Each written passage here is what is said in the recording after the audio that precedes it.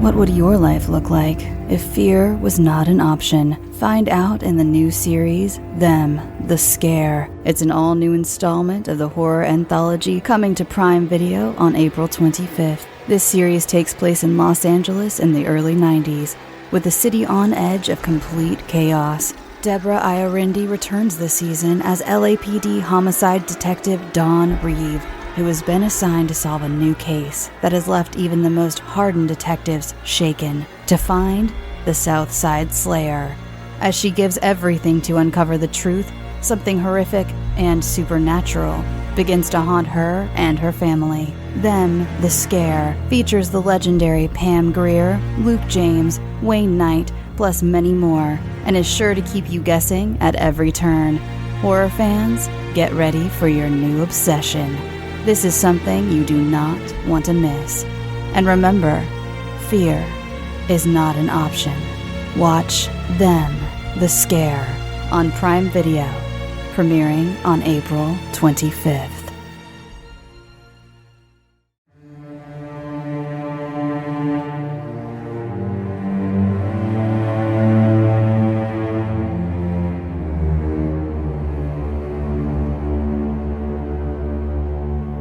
Hello, and welcome to Scare You to Sleep.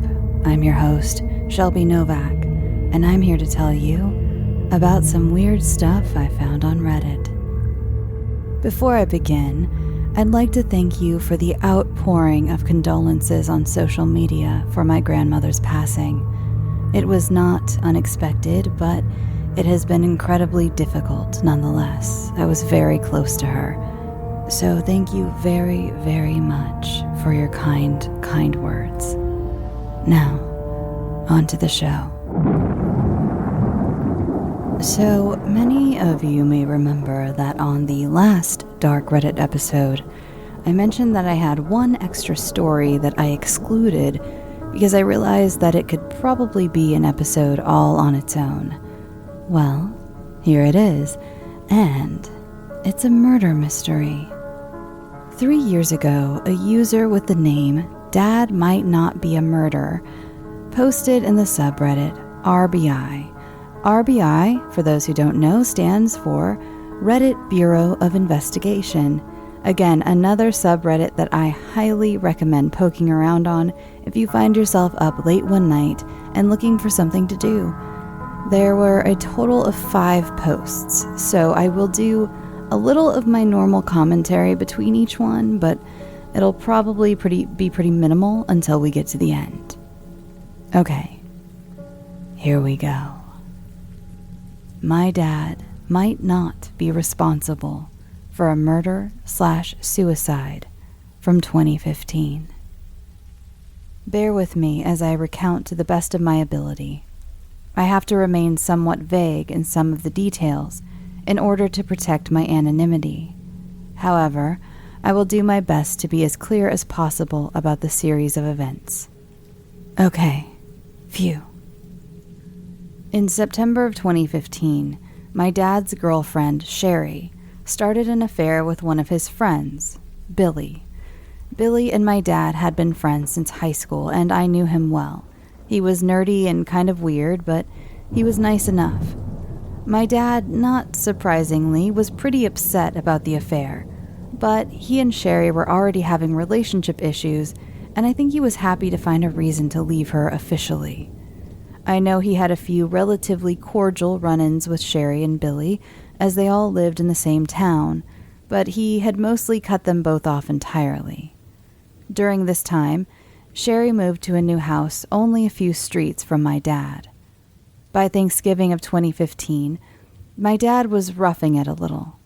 I think he was still kind of bummed about the affair, but he had recently been in a car accident resulting in him losing his job due to a back injury.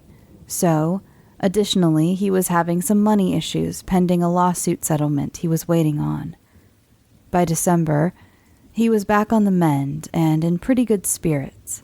We were very close and spent a lot of time together hanging out or going to bars/concerts. At the beginning of December, at 8 a.m., my dad called me at work. We only spoke for about 10 minutes, but he was in a great mood. We had some laughs and made plans to hang out for the weekend. He mentioned very briefly that Sherry had called him about an hour earlier, but he ignored the call. I barely even remember him saying it. I got home from work that night and my phone rang. It was a family friend calling me to tell me that my dad was dead, but she didn't have any other details. I was totally shocked.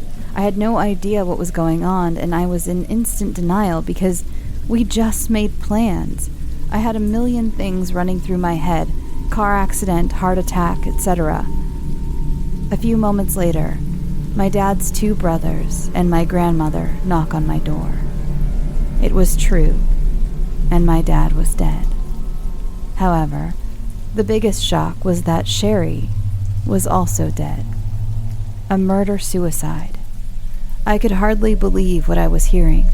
To add insult to injury, Billy was the one who found their bodies at Sherry's house and was currently being interviewed by police. I took a call from one of the investigators on the scene. He mentioned that it was a cut-and-dry case. 2 adults deceased, each with a gunshot wound to the head. My dad was still clutching the gun. My dad was a hunter, so I was curious about the murder weapon. To my surprise, it was a small-gauge handgun. But it wasn't my dad's. It was Sherry's. Odd, but okay. During this call, and I will never understand why he found these details necessary, but he told me that my dad and Sherry had consensual sex prior to their deaths. He also told me that there was a gap in time between the deaths, that likely my dad killed Sherry, had instant regret, paced/considered his options, and ultimately decided to also kill himself. As I'm listening to this, I just cannot wrap my mind around any of it because it was just so out of character for my dad, and not in a I don't believe my dad could do something like this kind of way, like a real, sincere confusion. First off, he wasn't even that depressed about the affair. They had already split up for 3 months at this point, and he was seemingly pretty happy in the wake of it all. Secondly, as I mentioned, Sherry was living in a new house. My dad didn't know this house at all, so why/how would he have ended up with her gun in her house? He had his own guns. Thirdly, I knew that she had called him that morning and he ignored the call. It doesn't feel like someone desperate to kill another person would pass up an opportunity for an interaction with that person. None of it made sense. But I had come to terms with the information I was given and trust that the police department knew what they were doing. Not to mention, I had a funeral to plan and some deep grieving to do. A few days later, I made the trip over to my dad's house to collect his belongings and settle his affairs. His house was shockingly fully on, like lights on, TV on, cat not fed, morning coffee, and weed still on the coffee table, back door unlocked, etc. It was like he raced out the door really quick with full intentions on being right back. This was not the home of someone who left with the intention of never returning. I know mental illness can and will do strange things to people, but if nothing else, he would never let his cat go hungry. Yet another red flag in my mind, but I continued forth. Eventually, I was given some of his belongings from the scene of the crime by police, and my boyfriend decided to go through his phone to see if there were any signs of what might have occurred. We found that after I spoke with him, he did end up answering a call from Sherry, which was around 11 seconds long. But we also found a slew of really weird text messages. None of the texts appear to have been from my dad because 1, he had terrible grammar, and 2, he didn't even know how to text. I never received a text from my dad in my entire life. He had a flip phone with T9 in 2015, for God's sake. So many people reached out to me saying, "This doesn't feel right." And I agreed. I didn't feel like any of it felt right. But I had nothing of any real substance other than gut instinct to guide me. which is not enough when dealing with the police or investigators. At one point, I literally had to ask people to just stop telling me that they thought this was somehow a setup because I couldn't do anything about it, and I was starting to lose sleep over it. I was scared to death of turning into one of those people who obsess over something out of sheer denial. No one was going to take my plight seriously, and I already knew that I would be overlooked and disregarded. So, for the last 5 years, I have done nothing but stress in silence. Until now. This past Friday, I took a call from someone very close to my dad's friend group, urging me to push harder into reopening my dad's case. Recently, it has come to light that Billy is apparently a master con artist and a fraud. I guess Sherry is one of 3 girlfriends that Billy has found dead since 2010. This is where I need your help, Reddit. Here is the information I was given. At some point prior to my dad and Sherry's death, Billy was dating a woman whom had recently come into money. Shortly after, this woman was found dead at the bottom of her stairs. Around that time, Billy started his affair with Sherry. She had recently inherited between $500,000 to $800,000 from her father passing away. Billy's current girlfriend has had organ failure since last year. She recently inherited a large sum of money, and Billy found her dead last Tuesday. Now, I know she was already sick, but the rumor is that she pleaded for medical help for days, and I guess he basically let her suffer. I also found out that Billy took photos of my dad and Sherry's bodies before he bothered to call the police. Why? He later showed these photos to his young daughter, double why. He has also told the story of how he found the bodies numerous times to the same person, yet the story has been told in 3 different ways.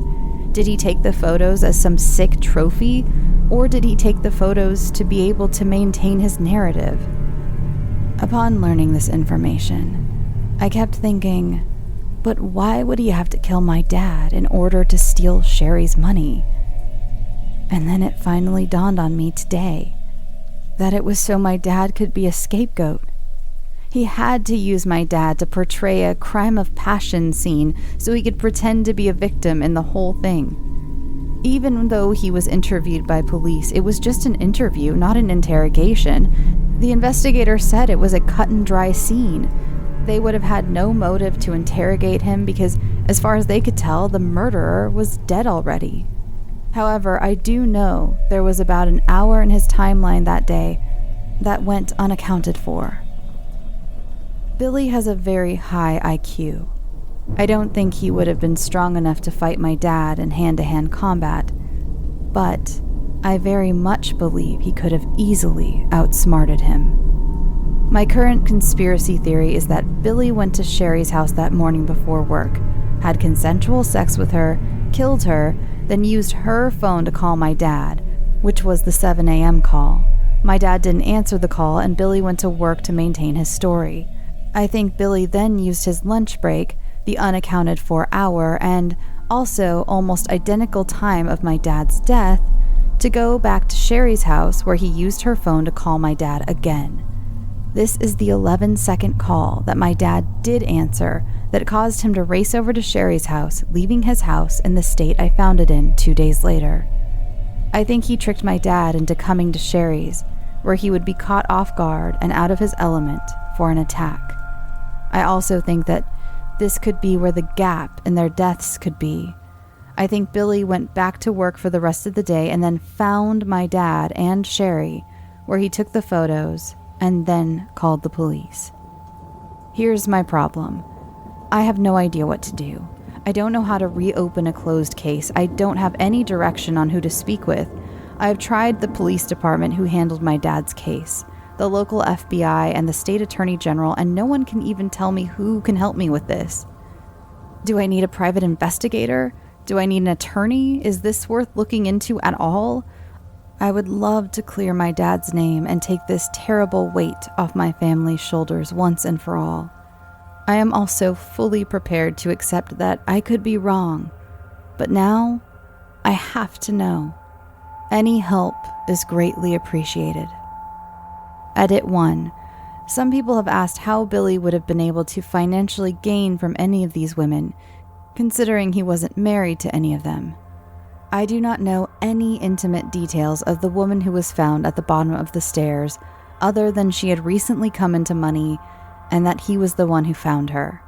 I don't know her name or how he would have benefited from her monetarily, dead or alive. However, even though there is no current confirmation of whether he did or didn't gain from her, she is still one of 3 women he found dead. In regards to Sherry, she was never married and never had children, so there was no one to account for her finances other than her. She was also a little flighty, and I can see him being able to easily manipulate her or just flat out steal from her openly without her noticing right away. In regards to the most recent dead girlfriend, there is actual proof that he stole at least $10,000 from her leading up to her death. Edit 2. After the recommendations of everyone, which by the way, thank you all, I have taken a few additional measures since yesterday. I have filed for the FOIA regarding all documents that I am able to obtain, and I have also reached out via email personally to the chief and deputy chief of the police department who handled the case. So that is our first "My dad might not be a murderer" post. What do you think so far? It is an interesting series of events. I mean, I will say that, people are capable of a lot of things. And he was grieving. He did have money issues. Again, we're going to go into the rest of the story, but at this point of the story, when I first read this is where I was at. I mean, I fully, at this point, think Dad could have done it. But it is really strange that Billy keeps finding his girlfriends dead. That's either really bad luck or an interesting string of coincidences that have a meaning behind them. So, let's move on. This is update in the "My dad might not be responsible for a murder-suicide from 2015 saga." I am going to make this brief, as there is really not much to update. First off, I received a ton of wonderful advice and help, which was so greatly appreciated, and I wanted to take a moment to say thank you to everyone who became so involved in this. I know there are a lot of people on this sub rooting for me, so I felt I owed it to everyone to update the current state of this conspiracy.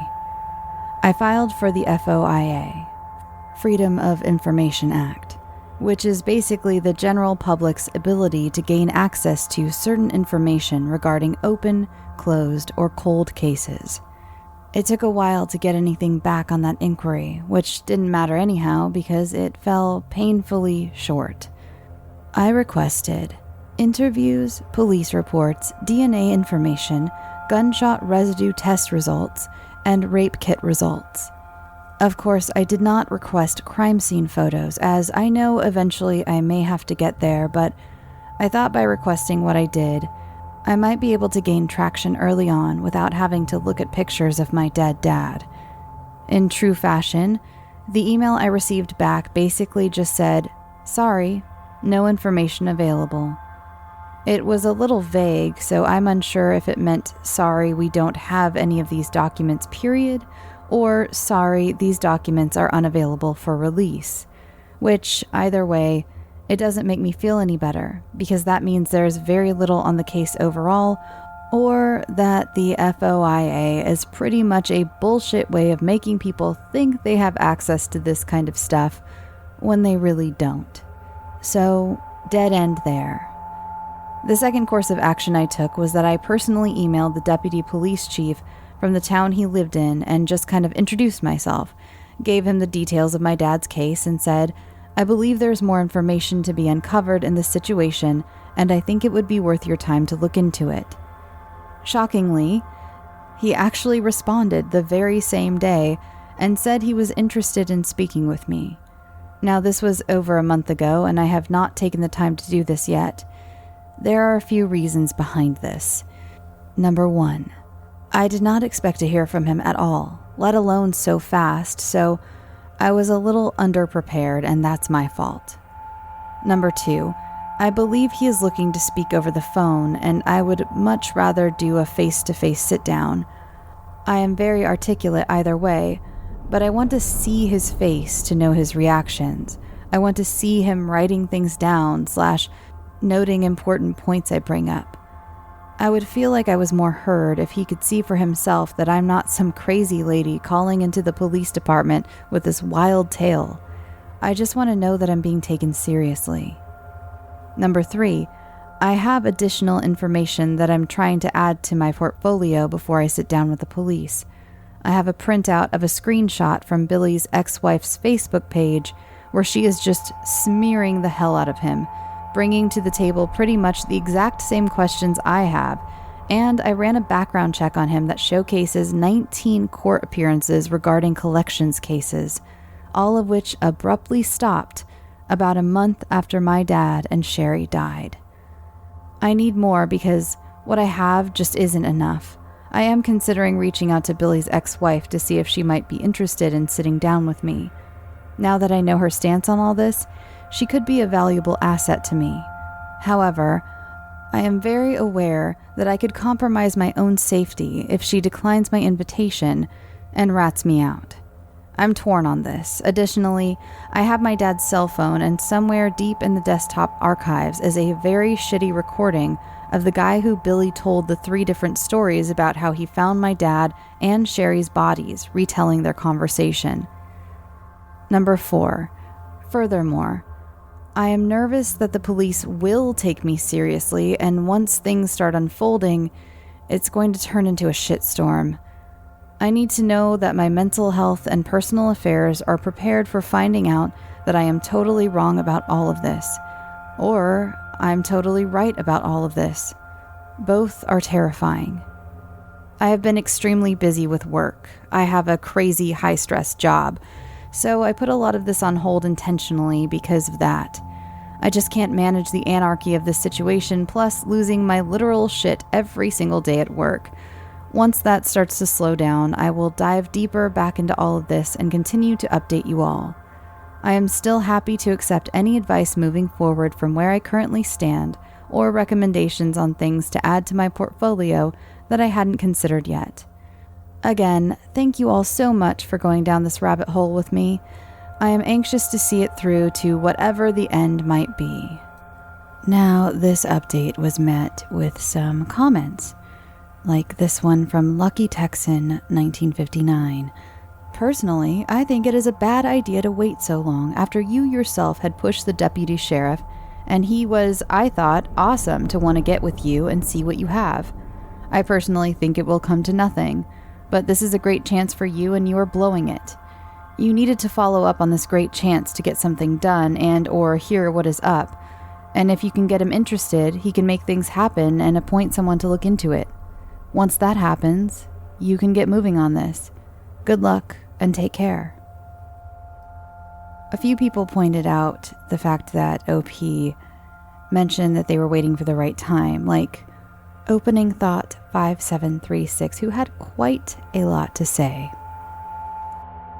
Oh my dear user, Dad might not be a murderer. I just want to hug you because it's not your job to do the police's work for them.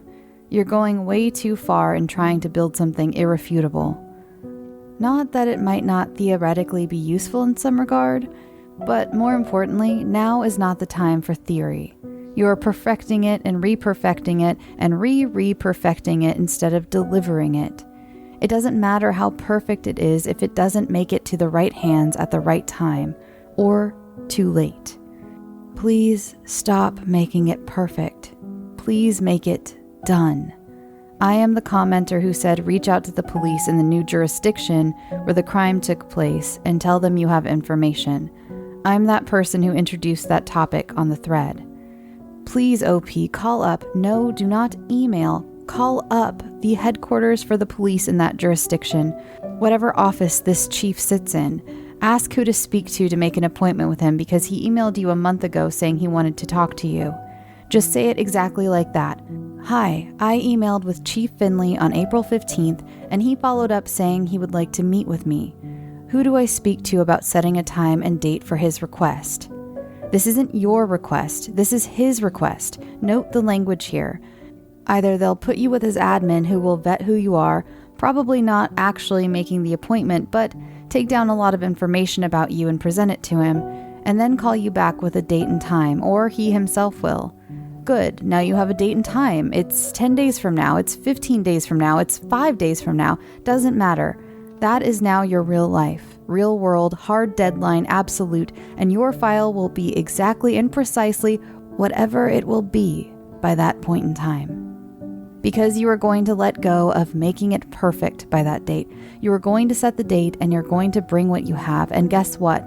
It will actually be far, far more perfect than you think. I hear so much trauma in what you're dealing with here. I hear so much pain and approach avoidance. Approach avoidance is a classic hallmark of trauma, and it's no shock whatsoever. You have been traumatized by what you've dealt with over these many years. It would be shocking if you weren't. Because what you are going to approach now and conversely avoid is 1. You are going to approach and claim pride in yourself for following through regardless of the outcome, which is outside of your control, and avoid the shame of letting this fizzle out over perfectionism and avoidance. Number 2, you are going to approach and claim knowing that you did your superhuman best and that you are now handing it over to someone else, and avoid the shame of feeling like you dropped the ball by not following through. Number 3, you are going to approach and claim the relief of handing this baton over to someone else because you absolutely cannot continue to carry this alone, and avoid the shame of continuing to hide with this, essentially keeping it to yourself and avoiding determinative outcomes. I'm not a therapist, but I know a thing or two about trauma, sister. Not the trauma of my father being murdered by a con man, granted, but I know what it's like to be a perfectionist, uncertain to approach and avoid, reapproach and reavoid, to spin out and try to make everything absolutely right before I take the next step, which is, in fact, avoidance of taking the next step and nothing less. To both need to hand over my trauma and pain to someone else to handle the aspects of it that they are qualified to do so, and at the same time to be completely and totally uncertain that they will even hear me out in the first place, let alone take me seriously. I get it. I do. The problem is that the only way out of this is through. The only way you get to the other side of this is by walking right the fuck right through the fiery middle of it. You can do this. Talk to at least one other person in your real life about this. Take them with you to the meeting if you can, just to literally sit in the room with you and say nothing. I did that for a friend of mine who was escaping an abusive husband. I just sat in the room and kept my mouth shut. But my mere presence made her able to follow through with the attorney's meetings, domestic violence meetings, etc. Get someone who is willing to do that for you. They don't have to be your best friend. They can be the overly concerned and extremely well-meaning lady from church. They can be your coworker, just a human body and a human presence able to silently have your back through the meeting and who can help you process, reflect on, and debrief afterwards. Which are all fancy words for being able to ask them, "So, how'd that go?" while you buy them lunch or dinner or a drink. If I knew you IRL, or hell, even though I don't know you, but if I was nearby you geographically, I would do this for you. You can do this. Number 1, call tomorrow, get the admin, say that you are following up on his request to meet, explain that you want to meet in person, be willing to accept Zoom if you have to, accept the call back from either him or the admin, and set a damn date. Number 2, now that you have the date, find the warm body to go with you. In that order, do not wait until you have a warm body to make the phone call, or you will never find them. They won't materialize. Set the date and then find the warm body. Number 3, realize that your file is absolutely perfect as it is ever going to be right now. Realize that the true resource is you. You are the file, my friend. You are the data and the information that you share, not the paper, not the documents, not the hard drives or the flash drives. Number 4, in no uncertain terms, do not be evasive with him whatsoever about any materials you have. Just come with everything. Lay it all out and leave it there. Have the meeting. Number 5, and now, here's the best part. Walk away. Walk away knowing that you have honored your father and you have done the best you can by him. Walk away and know that you have honored yourself, your pain, your anger, and obligation. Walk away and leave whatever happens next in the hands of whatever deity or force or universal principle you do or don't have any belief in whatsoever. You deserve the relief. They deserve the data. You can do this. Well, dang, opening thought 5736. I know I'm going through it at the moment, but that got me a little choked up. That was a very motivating speech. Take with that what you will. If you are a perfectionist who has trouble moving to the next step, I might reread that speech every once in a while just to. And I don't have a murdered father who may have been in a murder-suicide. Knock on wood. Stranger things have happened, I guess. Gotta call my dad, I guess, and tell him not to do that. But anyway, so there are also other comments with the same kind of ring to them. Basically, you're never going to have the perfect evidence. You're never going to have a perfect docket of things to bring to the police. Just go with what you have. And I agree. At this point in our saga, as OP called it, it seems like I think they have enough to, I mean, I'm not a police officer, but it seems like they have enough to ask some questions at least. I mean, this is pretty suspicious, again, that Billy keeps finding his girlfriends dead after they inherit money. So that update we just read, I forgot to say at the top, had come on May 29th, and this second update I'm about to read didn't come until August 27th of that same year, 2021. Second update in Dad Might Not Be a Murderer. Alright, so the last update, a few things have happened. I reached out to Billy's ex-wife about a month ago. She was very receptive to speaking with me, but she also still has a daughter in high school that she is trying to protect, so our exchanges are rare and often at odd times. On Wednesday night, she called me at about 12:30 a.m. and we spoke for around 2 hours. She helped clear up a lot of questions, but as these things do, it created a lot more questions, unfortunately. Side note, just so everyone is clear, I am still happily answering any questions and interested in recommendations or advice. I am working with an investigative journalist, so I am starting to get the right kind of help, and she has been amazing. She will be out of town for 2 weeks, which is a bummer since we started to gain a little traction, but in the meantime, I plan to further our research in hopes that we can continue forth aggressively once she returns. Back to the phone call. Billy's wife, we'll call her Linda, is currently battling a second round of cancer, and she is very, very sick. I think she is facing some feelings of mortality and wants to get some things off her chest. She is on oxygen, and her timeline was a bit off, but I made sure to take notes throughout our whole conversation as to piece together what I could later on. Of course, before I updated here, I spent most of the day emailing the investigative journalist back and forth, so she had everything before she leaves. First off, she confessed an unknown, completely out of left field thing to me.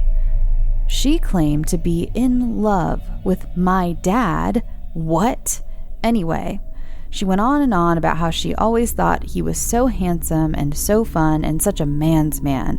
It was honestly shocking, and I have to say that this being the very first thing she decided to open up about was both a little frustrating and off-putting. Linda is a lovely lady, and I've known her since I was a kid, but I was not at all prepared for her to tell me that she had deep feelings for my dad. The first thing racing through my mind is Billy. Of course she was in love with my dad. That is probably why Billy ran off to bang my dad's girlfriend after his divorce. Linda claims that Billy was totally unaware and non-suspect of her feelings for my dad, but I am not completely convinced of this yet. Linda proceeded to give me the timeline of events from her perspective. She started with her divorce from Billy. Linda claims that she and Billy's marriage was on the rocks, circa 2010 to 2012. Unsure of the exact years currently, but around this period. She said that they decided to take a family trip to Gatlinburg to try and repair their relationship. Their daughters were 2 and 6 at the time. Linda said, as she is driving through the mountains, she and Billy begin arguing about her making a wrong turn. Billy proceeds to place his foot on her foot on the gas pedal and press it to the floor. She is desperately trying to keep the vehicle from going off the side of a cliff, and she is pressing both the foot brake and emergency brake. Finally, the car slows down, their 6-year-old leaps from the car, Linda grabs their 2-year-old, and Billy proceeds to beat the living hell out of her on the side of a mountain with a toddler on her hip. She said a truck pulled up, pulled Billy off of her, called the police, and he spent the night in jail. They went home, and she went forward with the divorce filings. A few years later, at the time of the affair/murder-suicide regarding my dad and Sherry, Linda recounted the way she knew the story to be true. This is where some of the details I know become foggy based upon what she knows. She claims that this particular Friday was Billy's night to pick up their daughter from daycare. She states that Billy's story is that he went to Sherry's house, found she and my dad, left in fear, immediately returned to call the police.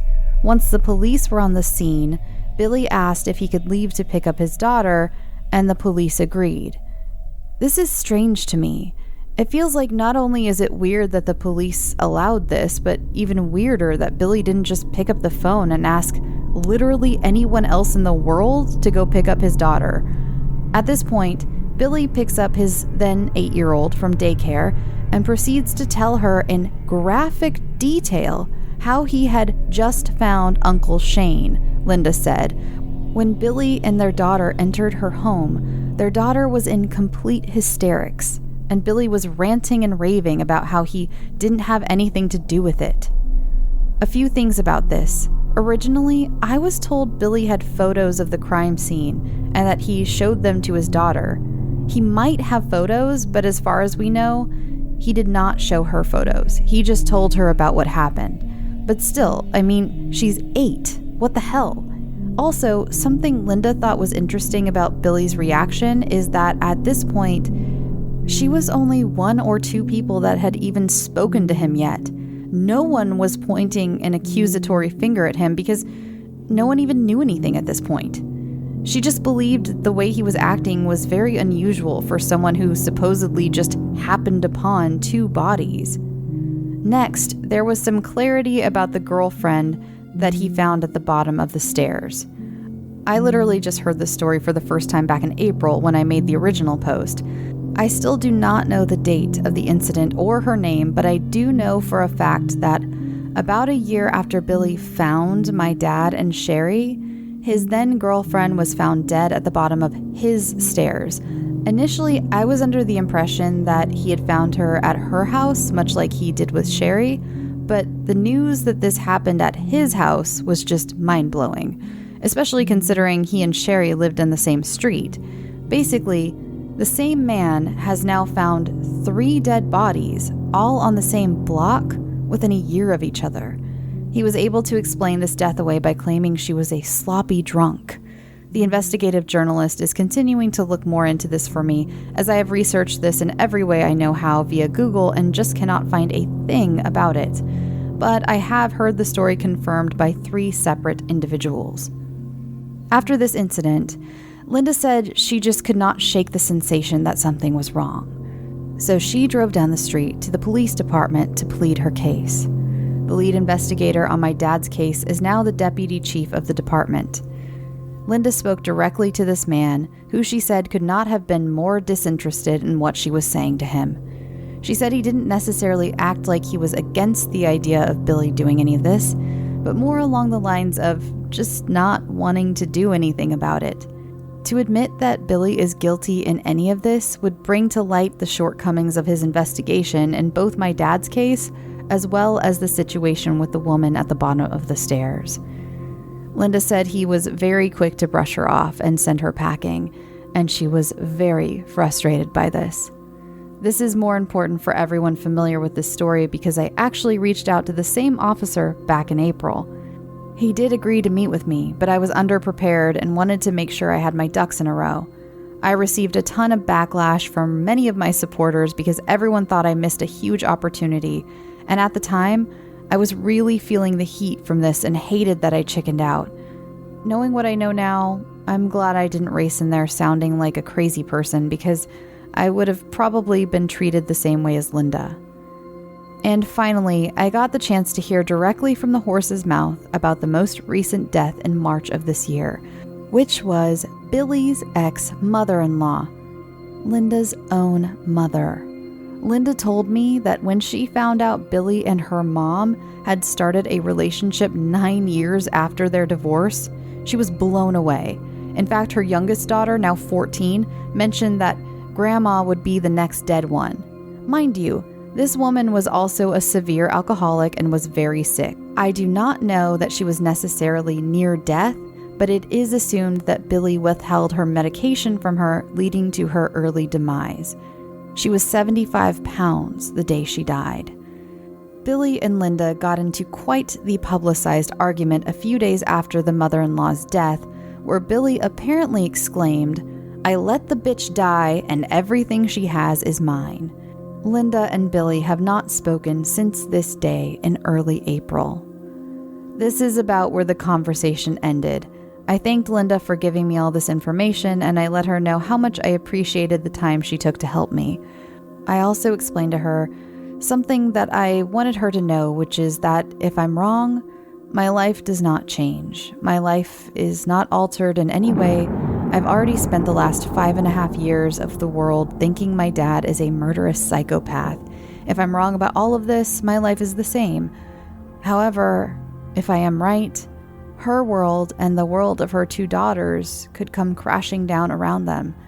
I told her that I have honestly dragged my feet on so much of this, because the last thing I wanted to do is to make another family endure the same, probably worse pain than me and my family have since 2015. I don't wish this on anyone, but we all deserve the truth, no matter what the truth might be. I am prepared to be wrong, but are they prepared for me to be right? She appreciated my concerns, but she more or less gave me her blessing and told me that she would like me to see this through to its entirety, and for that, I am eternally grateful. To wrap all this up, the investigative journalist that has been helping me is currently filing for an FOIA the correct way. Apparently, I either asked for the wrong things or I asked the wrong people. Regardless, she is filing it for me and will be going over everything. Today, she asked if I wanted it sent directly to me or to her, and I told her I'd prefer it to go to her because I just simply do not know what to look for. But I wanted to make sure that she notified me of anything she found interesting, whether it helped or hurt my case. As always, my feelings remain the same exact way through all this. I would do damn near anything for this whole thing to be a poorly investigated tragedy that ultimately cleared my father's name, but I am fully prepared to be wrong too. I want the truth, no matter how ugly it might be or how bad it might hurt me. Period. If I found out tomorrow that all of this was in vain and there was something that just 100% proved my dad's guilt, I will walk away from this entire dramatic soap opera and accept defeat. But I just have to know that I left no stone unturned.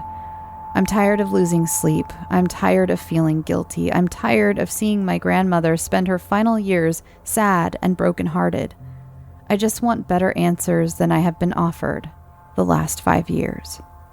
So the comments of this one were a lot of speculation, which is fine. That's what comments are for, I guess. But like I said, there will be minimal commentary between these because, well, let's just let the story play out, shall we? And let's move on to the third update. And before we begin, I want to point out that the previous update that we read was from August 27th, 2021. This update is from March 31st, 2022. So this was quite a while later after the last update. Third update in the My Dad Might Not Be Responsible for a Murder-Suicide from 2015 saga. I am attaching the link to the last update I posted. You can find the link to the original post from there. Wow. Hello everyone. So I know this has been a whirlwind of ups and downs. Imagine living it. For everyone who is invested in my story. As always, thank you so much to those who have supported me, offered advice, offered assistance, etc. I am astounded at the positive feedback I have received since I started this last year. Also, apologies for the gaps in updates and sometimes the lack of information I have when I actually manage to update. I do my best to stay on top of translating what I know over to here, but as you can assume, I am just one 33-year-old woman doing this mostly all on my own, so not only can it become daunting to constantly revisit, but also so much changes throughout the process that I can't possibly keep every single aspect straight. This is not a situation-changing update or anything. I mainly wanted to let everyone know that I am still here, I am still grinding, and I am still doing everything in my power to get to the bottom of this. A few things. I am still working with the investigative journalist. She reached out back in December to assist me with some additional information that we could look into, and unfortunately, between my old job, starting a new job, the holidays, and some other personal issues, I was not able to get back with her until the beginning of this month. Thankfully, though, she has not lost sight of our goal, and I would be completely lost without her guidance and connections. We have recently started making some more headway towards a few unanswered questions, but as these things do, it takes time.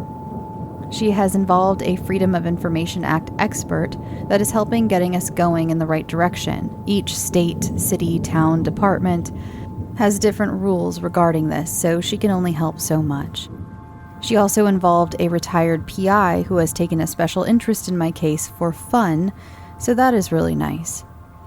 The main issue on the table is still gathering that FOIA information. I was apparently looking in all the wrong places, but she was able to track down a direct contact and a request form that I filled out and submitted yesterday.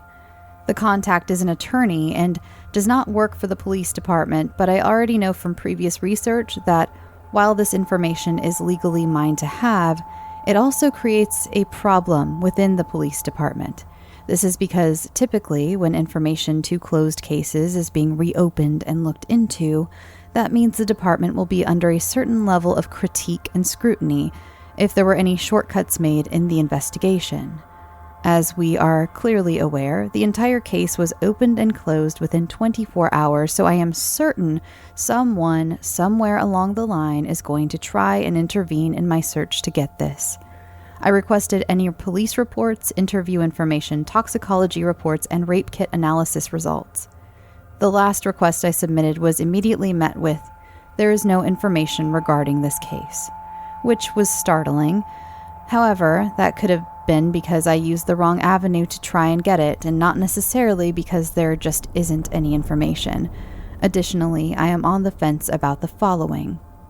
Number 1, I do not know if all of what I requested is just not available to me, but it may not be available at all simply because little to none of it was actually gathered in the appropriate way. Keep in mind, the town this happened in was very small. The police on the scene allowed the person who found their bodies to leave the scene. When that person did return, he was only interviewed and not interrogated, and the person's story is, "I found my girlfriend murdered by the dead dude on the couch."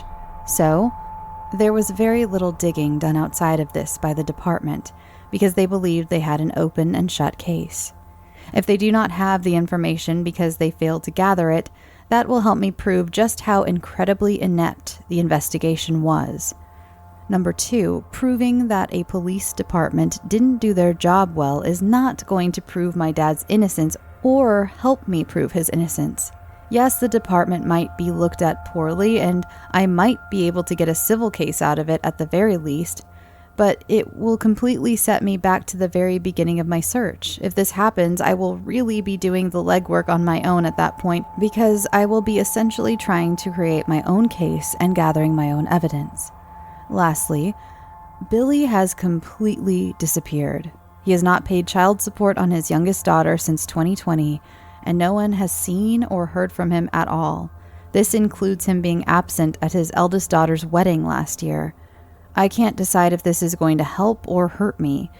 In a way, I feel like it just further proves his guilt and shame, but I also feel like if he's gone for good, I'm up shit's creek. If I have no bad guy to point a finger at and no police department records to use against him, I have nothing at all. I will update as soon as I receive any additional information. Right now, I can go nowhere without the details from the police report, so until I get that, or know exactly what all they are willing to give me, I'm kind of at a stalemate. Side note, the only thing that keeps me pushing through all this is how good of a guy I know him to be, and I am so certain that this did not go down the way it's being pinned on him. I just went through hundreds of pictures of him last weekend, and his sincere smile and loving embraces shined through in every last one. I try to curb my personal feelings when I'm in investigative mode, but at my core, I'm just a kid who misses her daddy. I hope he knows how hard I'm working to get to the right answers. Edit already. Almost as soon as I posted this update, I received an email from the attorney regarding the FOIA. He wants to schedule a call with me this afternoon. I've reached out to the private investigator to see what I should be prepared to discuss. I did find out upon researching him that he is the attorney for the town that this happened in, so I'm not sure how that will help or hurt me. I am concerned that his best interest will be protecting the police department that he looks over, but I am hopeful that maybe he will be more interested in getting the right answers and not further protecting those who have complicated this for me. I will be going straight to my mom's before the call because I would like to record it in case he gives me bullshit. I will report back. Edit number 2. Hey y'all, so the call went pretty well. He is young and seems very intrigued by this entire tale. He made mention that this was nowhere at all on his radar and wanted to know as much as I could jam into our 20-minute call. Unfortunately, he has asked me to meet with the deputy chief next week. Conveniently, sarcasm, this is the same man who was the lead detective on my dad's case 6.5 years ago, and the second or third time he has been brought into my line of fire and did absolutely nothing to assist me. I did not make the attorney aware of this, and for the sake of the conversation, I agreed to meet with him. I also recorded the conversation to add to my portfolio. I did want to share the follow-up email that I sent him this morning to help me better explain a few of my points. Attorney, I wanted to take a moment to thank you for your time yesterday and further clarify some important topics that were either not brought up or were overshadowed during our conversation. Normally, I am a very composed and articulate person, but hopefully you understand that given the circumstances, the repeated instances that are regularly revealing themselves, and my personal attachment to the case, it starts to go off the rails once I get a little momentum. I understand that this is a complex situation, and I wanted to make a few things more clear than I was able to yesterday. First off, I am not out to conquer a police department. I am not trying to point fingers at weak investigative work, and I am not after money or popularity. I am here to seek nothing other than the truth and legitimacy. The label placed on my father has been the scarlet letter of my family for the last 6.5 years, and if this just is what it is, I am not afraid of that. The anguish and emotional toll that has plagued me since the day has already done its job of breaking and remaking me. It is pertinent that you understand who I am at my core level, which is someone who has both endured the worst trauma you could possibly fathom at only 26 years old, and at the same time managed to cremate my father, plan a funeral, wipe out an entire home, tie up all financial responsibilities tethered to him, and return to work 5 days later. I am not irrational, unreasonable, unhinged, or uneducated. I do not come from a traditionally broken home. My parents were divorced when I was 6, but co-parented wonderfully and always maintained a close friendship and good foundation for my brother and I our entire lives. And I have always had a good head on my shoulders. Again, this is more than living in denial. This is more than saying, my dad would never do something like this because he's my dad. The fact that outsiders likely see me as just a weak-minded little girl still in the throes of grief is not lost on me. I understand what I look like to literally every person not directly involved in this situation. I am more than asking for help here. I am pleading. As I stated yesterday, I am fully prepared to be wrong, and if I am, nothing changes for me personally, but if I am right, it becomes less about clearing my father's name and my conscience, and more about preventing further chaos. It becomes more about stopping someone who is a potential serial killer from walking amongst the people who live in the very city that you represent and defend. It goes from being just a shocking story to surfaced reality. If nothing else, it stops someone from continuously flying under the radar and forces him to finally be held accountable for the repeated turmoil he has been linked to and personally created over the last 10 years. There are countless people who have come forward with their concerns, ranging from the various ways he's echoed the story to hearing him blatantly admit to being involved. I just want the truth no matter what form it comes in and at whatever cost I must pay to get it. I have already followed and resolved more breadcrumbs on my own than law enforcement ever afforded me, and I won't let up until someone answers for this or it kills me, whichever comes first. Let me put it to you this way. We have 2 men in question here. One is labeled a murderer, and one is labeled a victim. The murderer has an ex-wife who's rallied behind his innocence since the beginning, 2 children he loved and adored, and an army of supporters that he's left in his wake. The victim has an ex-wife who has repeatedly tried to prove his guilt, 2 children that he's abandoned, 0 supporters, and 3 dead girlfriends that he's left in his wake. Feels like a pretty easy judgment call to me.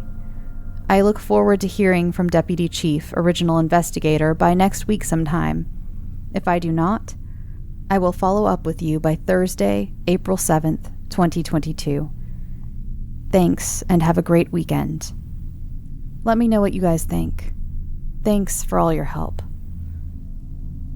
And we are about to go into our final update, our 4th update. How are you feeling? Where are you at? What do you think happened? Do you need a sip of water? This has been a little long. I told you I started digging into this for that last episode and went, oop, no, this needs its own episode. And my counter at this point is at 56 minutes. So, yeah, it did need its own episode. All right. Are you ready? Here it is. 4th and probably last update in the My Dad Might Not Be Responsible for a Murder-Suicide from 2015 saga. Oh, real quick, I forgot to update the date. This was updated on December 15th, so once again, quite a bit later than our last update. Okay, phew. So sorry to have gone off the grid for so long. I have had a whirlwind of life-changing events. My father-in-law passed away in April, my relationship of 12 years ended in July, and I have recently just celebrated the 7th anniversary of my dad's passing. So life has been both busy and hard for me lately. All right, on to what you're all here for. I know many of you are going to want to kill me for not having updated this information sooner, but I am still kind of wrapping my mind around it. So, back in April, about 2 weeks before my father-in-law passed, my mom and I met with the deputy chief, the lead investigator at the time of my dad's case. He was surprisingly very receptive, kind, and understanding. A few things that happened in this 2-hour meeting were both shocking and frustrating. Number 1, he sat down with my mom and I, heard our plight, and continued forward on his stance that him, his team, and their evidence he still feels strongly that the correct judgment was made on the case. He said he understood where my head was at and definitely accepted some of my concerns surrounding Billy and the deaths of his other girlfriends. He happened to also be on the scene for the woman who fell at the bottom of the stairs, and also cleared up some confusion about that for us. Of course, he said that he specifically remembered Billy from my dad's case only a few years earlier, but said that Billy was not as receptive or helpful in the case of girlfriend number 2. However, he said the details I was given about girlfriend number 2 were not exactly correct.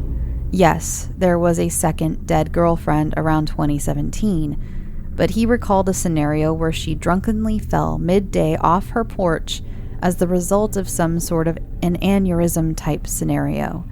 He said that this was universally agreed on by many at the scene, given the fact that her body was just absolutely covered in multiple unidentified party bruises, both old and new. Those who were familiar with her attested to both her drinking problem as well as her constant injuries, and from their accounts, this was an accidental death caused by the woman herself. Although the deputy chief said that he found it extremely odd that Billy was so standoffish.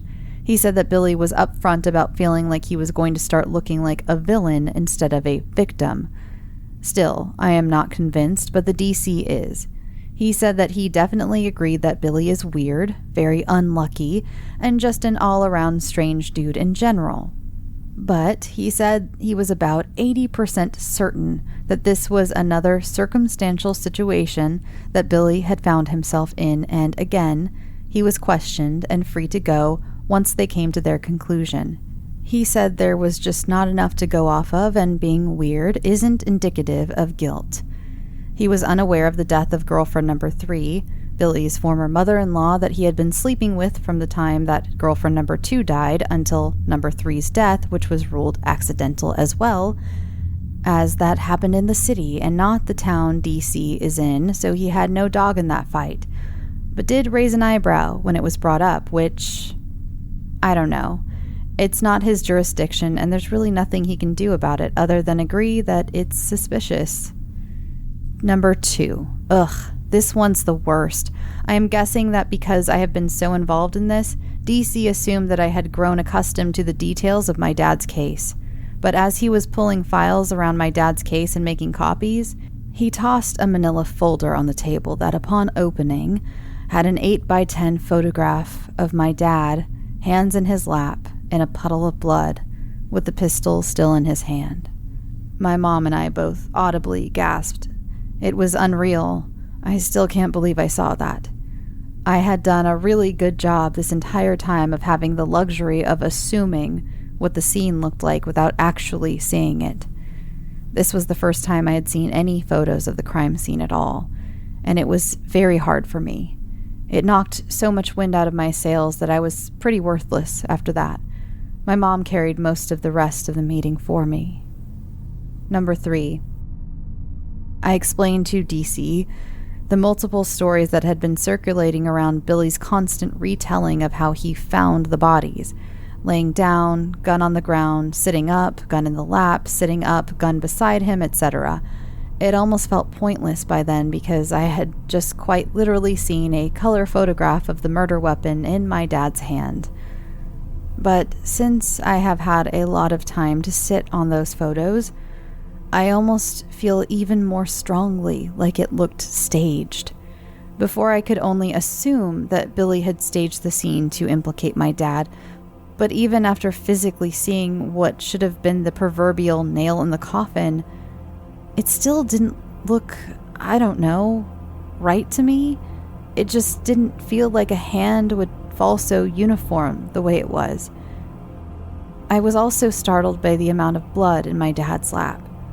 I was told numerous times that there was no need for me to identify my dad's body because they could easily identify him based on his ID picture. Furthermore, the bullet didn't even leave his skull and had to be extracted prior to his cremation. So it was very startling to me that there was what I would describe as a large puddle of blood in his lap. Number 4. One good thing about all of this is that due to the semi-consistent communication that I have with Billy's ex-wife, remember, Billy and his wife have been around since I was a child, so I know them both very well. I explained to DC that he had more or less disappeared off the face of the earth. His ex-wife was recovering from cancer. He hadn't paid his child support in years. He wasn't present at his oldest daughter's wedding, etc. DC did manage to at least track him down to some extent and report him to the child support court. So his wages started being garnished, and his ex-wife finally started getting a little bit of money out of him to support the kids that he's ran out on. One semi-win in all of this. She posted a very sincere and heartfelt Facebook status about a little bird, me, doing much of the footwork to hold him accountable, and we later and privately discussed my meeting with DC. I have heard that recently, though, she has stopped receiving payments again. One more thing. For some reason, I am back on believing that Sherry's brother still had something to do with it regarding the money. I honestly still feel like he talked Billy into this with the promise of a payout on the back end. Why else would her only biological sibling not give a literal fuck about his sister's house being covered in emergency vehicles on Friday night? Something is still off there, but I can't decide what yet. Rounding this out, and I'm sure I will think of other things that I have left out and or edits to questions from comments, etc., so feel free to comment any concerns or thoughts you might have. Additionally, I am happy to upload and share any photos that were provided to me. I just don't really know what the rules about posting those kinds of things. At this rate, I don't even care if Billy finds out about this, or whoever else. I'm so emotionally checked out anymore about this whole thing, I really don't know what to think anymore. Thanks for being patient with me. Life is crazy. And that, my friends, unfortunately, was the last update. OP answered a few more questions in the comments, like who did the investigative journalist work for? She said that the investigative journalist actually worked for Oprah magazine, and that she actually received a bunch of inquiries from Dateline and 2020, but that those people didn't provide sufficient credentials because she wanted to be careful since, as stated in the initial post, these were all fake names and things to to protect the innocent. Is that Law and Order that says that they changed the names to protect the innocent? Anyway, there are a few questions and answers in there. So of course, I'm going to leave the links to all of these posts in the show notes if you'd like to click through those tonight and read through the comments a little more. But I know this episode got particularly long, so I wasn't sure if you wanted me to keep reading and going through these comments and things, but feel free to look through them yourselves. If there was anything huge, I would have let you know. Of course, someone did say, I at first thought you were just karma farming, karma is what they call the points on Reddit, if you're not familiar. And some people, do make up fake stories on Reddit to get more points. I don't know why. They're not real. You don't win a prize at the end. You can't even turn them in for Jolly Ranchers like you can at an arcade, but people do that. I guess for attention, I don't know. Some sort of undiagnosed something or other. But this person, I loved OP's reply, because the person actually said, I don't think you are because of all these updates and the detail and this and that. And someone says that, well, people do this sometimes. And she replied, I appreciate it. I have a normal page for browsing and an NSFW page. So if I was looking for karma or something to stroke my ego, I'd do it with my boobs and not my dead dad. That's for sure. LOL. So I thought that was a really fun comment.